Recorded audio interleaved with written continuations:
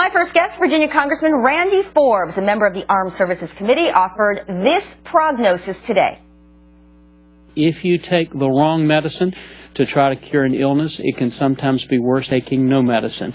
If you have the wrong compromise, it can be worse than no compromise at all. And I want to point out to everybody that the BCA itself, sequestration, the problem that we're all now facing, was in fact a compromise that was proposed by the president. And even though I voted against it, we're looking at it and facing it today. Congressman Forbes introduced a bill this week to completely remove the defense cuts from the sequester and to reduce the sequester by that same amount. We're pleased to welcome Congressman Forbes joining us from Washington this evening. Hello, sir.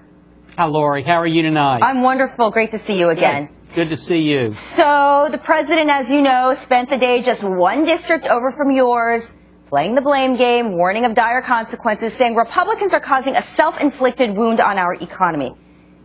Do you think you're not going to tell me that you feel that he has you over a barrel, but it's like reach an agreement or take the blame? I mean, what's your reaction to what's going on with this sequestration?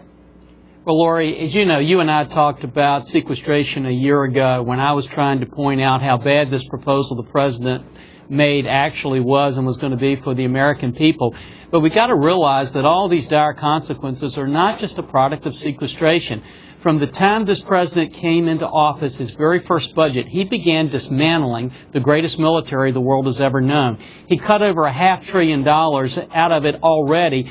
And when you talk about transparency, Lori, it's important to point out that from the very first time he was in office, he issued gag orders at the Pentagon where nobody could even talk about the implications of those cuts. And as late as this week, he's issued, again, memorandums that tell people they can't talk about the reality of the cuts that are there. Well, we do have some quantitative data from the Department of Treasury, Congressman, on the rate of defense spending, and we do know that it's risen over the last decade by 54%. That is inflation adjusted. Obviously, we've had wars in Iraq and Afghanistan.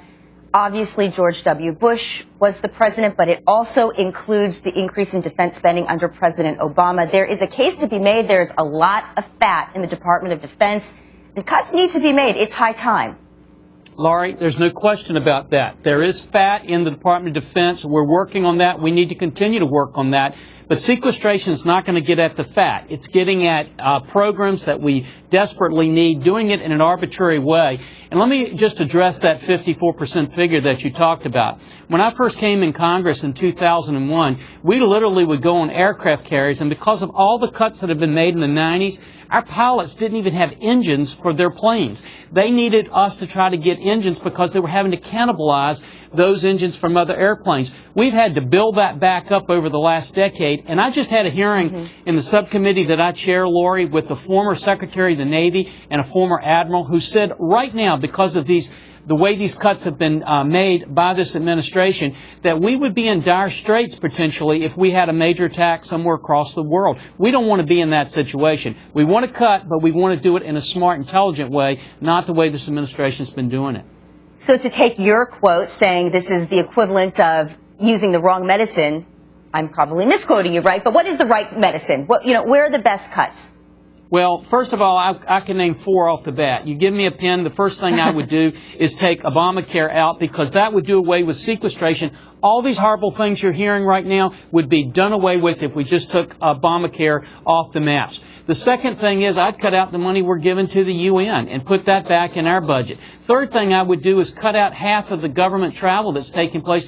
Laura, do you know that that would save us about $8 billion right there? And then the fourth thing that I would do right away is stop the Navy, the Secretary of the Navy, spending all this money on the biofuels that he's done that's having nothing to do with the purpose of the Navy when we can't even repair and maintain our own ships. So why They're the first things I would do. I appreciate the detail.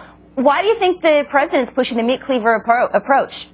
Oh, because that's the way the president normally deals. The reason we don't have solutions in Washington today, in large measure, is because the president's not very good at bringing people together. 3 things he always does. The first thing is, if you make a deal with this president before the ink is dry, Lori, as you know, he's moving the goalpost. Look at Bob Woodward's article, and you can see that he outlines that very clearly. The second thing is the president's not very good at talking to people who disagree with him. So he surrounds himself in these campaign events with people who applaud him, who agree with him, but he ought to be back here in Washington talking to people who disagree with him and just listening to them. So and why, Congressman, the third thing, I'll let you get to that third point in a minute, but I have to come in here with this question. Sure. The Republican, your colleague, Congressman Rigel of the next county district over, he's right there with the president taking a ride on Air Force One today. What's going on there? What's his motive? Is he nervous about the midterm election? A lot of people in your situation, Republican congressmen,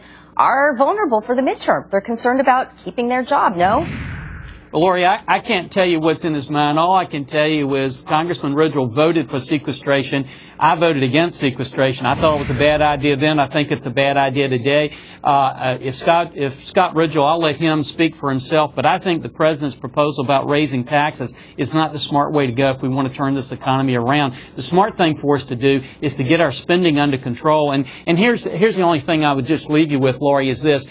When the president passed this enormous health care bill, he said we had plenty of money. If we hadn't passed that, we wouldn't be talking about sequestration. When he passed his stimulus bill, $825 billion, $347 billion of interest, he said we had plenty of money. If we didn't, we wouldn't have sequestration. And then they're coming up and talking about 2.4% of their total budget is going to shut the country down. That just doesn't make good sense to the average person. Interesting. All right, Congressman Randy Forbes, thanks for your take. Thank you, Lori. Much more on the effect